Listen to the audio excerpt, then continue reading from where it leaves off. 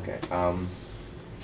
What are you hoping to see in recent graduates' resumes? I look for people that don't take themselves too seriously. I look for people that enjoy life and love to laugh at themselves, love to laugh in general, but people who love to laugh at themselves but take the work really seriously. So if I get a resume from somebody who has some interesting wit about them, there's something about that that typically will get my attention quicker. But like I say, unless they've done something to get my attention before that, I'm probably not going to spend a lot of time with a resume. It's got to be something usually other than that that gets my attention, then I'll get into the resume. But what I would look on, what I would want to see on that is obviously the things that are specific to the needs that we have. So you have to make sure that you include all of the software programs, that you understand that. You might want to include some of the work that you've done and how that's worked with that software. You know, all the typical stuff you'd want in a resume. Your school, I hate to say this because this is for a college, but that's not as important to me as what's on the inside. Like if I get to meet somebody, if they've got a really good book and they have a really interesting way of getting my attention, if they've got, you know, a 4-point something, you know, or there's some outstanding student who's got this great grade point average, that doesn't mean as much to me as their heart, what's on the inside, and what their book, their work is like. And so it's different for me because I'm not hiring somebody to be a brain surgeon or a rocket scientist. You know, I'm hiring somebody who's got a lot of inventive spirit and somebody who has a good heart, because to me it's really important that the people that work here get along. So I always look for people that I know will get along with the rest of the people that work here, who have that understanding, that spirit of being a team player. So it's important for me that somebody has fun and they don't take themselves so seriously, so that I know that they'll fit in and have a good time and people will enjoy working with them.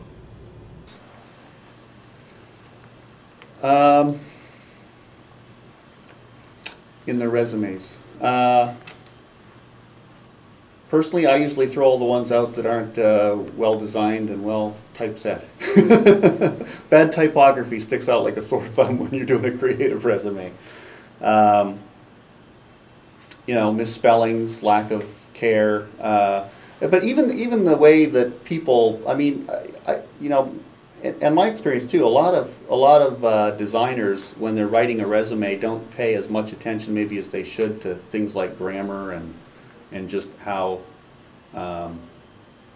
you know, the way they structure their sentences. You know, it's kind of you can read two resumes and tell which person gave more thought into the, you know, or who's a little more polished or at least particular about what you know, and maybe I'm a little too judgmental that way, but you know, I guess you have to be a perfectionist by nature if you're going to be successful in design, because in many cases it really comes down to the subtleties of detail that are the nuances of communication, and you have to really, if you show a sensitivity for that, even in the way you write, you know, as well as the way you structure your resume.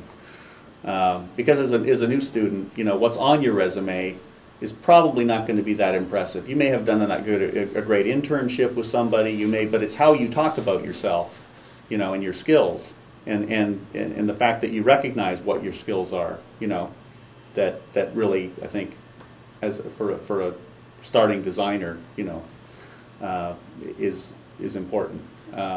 You know, once you've been in the industry for a long time, you've worked at, you know, mega agency of Los Angeles or something, and you come, you know, in and put that on your resume, and you know, so you worked 4 years as an art director and worked with, you know, Nike, Coke, and BMW or something. You're gonna, you know, that opens eyes, and people say, oh wow, that's, you know, that gets you in the door. But as a new person, it's really how you talk about your skills, and you know, and how sort of polished the package is.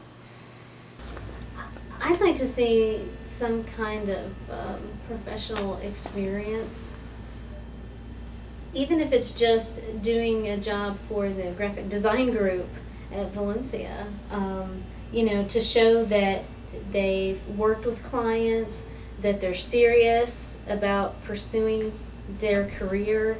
You know, and it could be something that you did. I guess it doesn't even necessarily have to be a paid job, but any kind of real world experience that you have doing design. It could be a charity work, or you know, you could have volunteered your services for somebody, but you know, you like to know that they've got some kind of experience, I think. I think, I mean, that's just, I mean, involvement. You know, maybe, you know, since, you know, every day goes by, you know, it's harder, you know, to get a job into this stuff, man. I think involvement is a big one. And a good portfolio, you know, I think speaks by itself, too. You know? And also a good resume, like Yeah. of something And a good resume, too. easy to read. Correct. That's what, you know, this is the business that you're in. You're designing your own resume, and that's probably the hardest part to design for yourself. But I mean, it has to be one package, you know. It can't be just a resume and a portfolio. It has to be a package that goes together. You know, it's a presentation what matters. You know, it's stuff might not be as good, but if you present it properly in a good way, it makes it look better than it is. You know, so you might have an excellent portfolio, but you don't present it properly, so then it makes it look worse than it is. You know. I always like to see what people come up with on their resumes, you know, Yeah. how differently they present it, and present themselves, actually, because it's not just about your experience and what you've done, but it's what you can do if you're given the opportunity, and your resume can say that about you. So it's not just a sheet of, you know, white paper with information on it. That's what business people do, but that's not how designers look at a resume. I don't think you're a lawyer, man. You know, you're a designer, right? You're an accountant or something. In most resumes that I look at, I'm looking for simple, to the point. I'm not looking to find out where you worked 5 years ago. If it wasn't in the industry, then it's probably not going to help me know anything about you. I'd say if you haven't worked in the industry, maybe your past 2 jobs with reference phone numbers to allow me to call upon that employer and find out, you know, what type of personality you had, how did you take problems on, how were your group skills with people, really. Sometimes even honors. I like to see students that have already taken the initiative and have tried out for award competitions and have already geared, you know, pulled in a few awards and have a little bit of clout under their belt. But definitely something that stands out. Real world experience. Honestly, we honestly don't hire people right out of school. It's just there is a big difference between what you do at school and working in the real world. And even if you only work in the real world someplace for a year, it still just gives you that reality check. And so, you know, I pretty much look for somebody personally that's been out of school for about 2 years.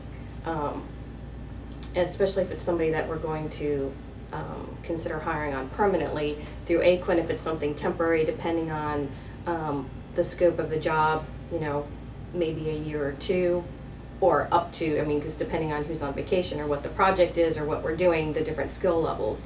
But any real world experience is great. Again, any affiliations to design groups, any conferences you've attended, and obviously all the programs we've mentioned before that are key